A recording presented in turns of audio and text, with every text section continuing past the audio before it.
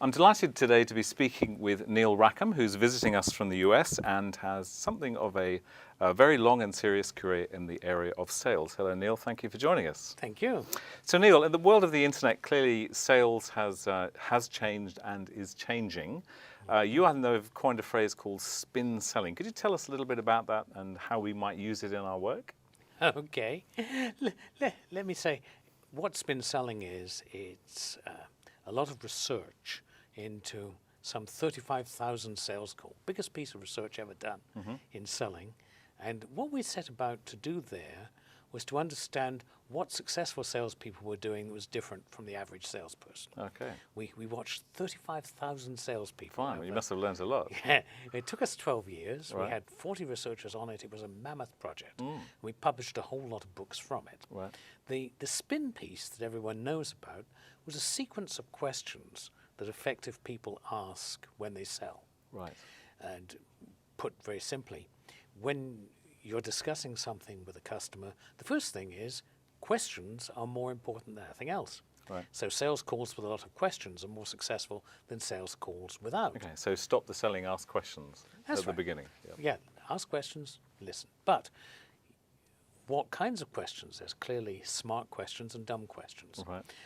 We used to be taught that open questions were the smart ones and closed questions were the dumb Yep. ones. So let your client just keep on rambling, but you're saying that's not the way it is now? Well, no, we did $250,000 worth of research to try to prove that distinction. We couldn't prove it. Right. But what we found instead is there's a sequence of questions that effective people use. First, they ask some fact-finding questions, what we call situation questions, Okay. the S of spin. Right. Second thing that they do is they ask about problems. You know, every product, Right. everyone who's watching this has something in common. We all solve problems for our customers. If Sure. you don't solve a problem, What are you doing? what are you Yes. doing? So how can you solve problems unless you ask about them? Yep. And so the second type of question is what we call problem questions. Questions like, are you finding it difficult to do this? Questions about, is this a problem? Those So questions, problems also, the wording you're using there are eliciting sort of responses that are yes questions. So we want our prospects to say, yes, they've got those problems, yeah, presumably. we want to discover how they see the problem. Because Yep. it doesn't matter how we see it. Yep. If the customer doesn't feel they have a problem, they don't have a Yeah, problem. there's no selling to be done. So Okay.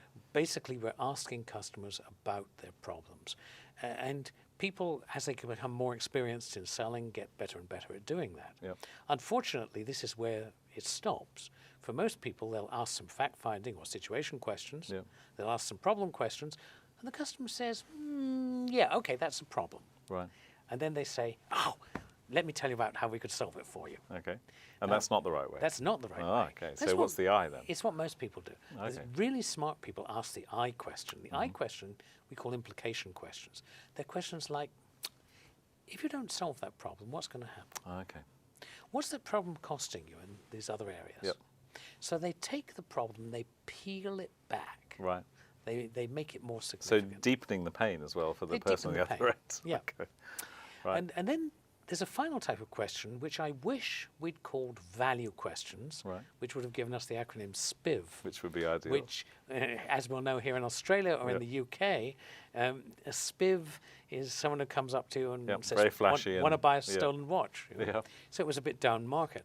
Right. In the States, as it happens, that doesn't mean anything. And Okay. so I wish I'd used the term V for value, Okay. because the final type of question is about value. Right. But we call them need payoff questions, Okay. because that gave us the SPIN acronym. Yeah. These are questions like, how would it help you to be able to do this? Why is that important? What else could this do for you? So again, getting the prospect to articulate in their own words what life looks like when they've got your product or Yeah. service. Yeah. Because after all, if I tell you, look, here are the 3 benefits of my product, I appear pushy. Yeah. I'm forcing you. Yes. If I say, what benefits do you see? I'm getting you to think about how I could help you. Fantastic. So that explains the acronym SPIN. And if we want to find out more about your work, we go to a website locally, which is www.huthwaite, Yes. spelled HUTHWAITE.com.au. You've Yes. got it. Okay, Neil, thank you very much for joining us. Thank you.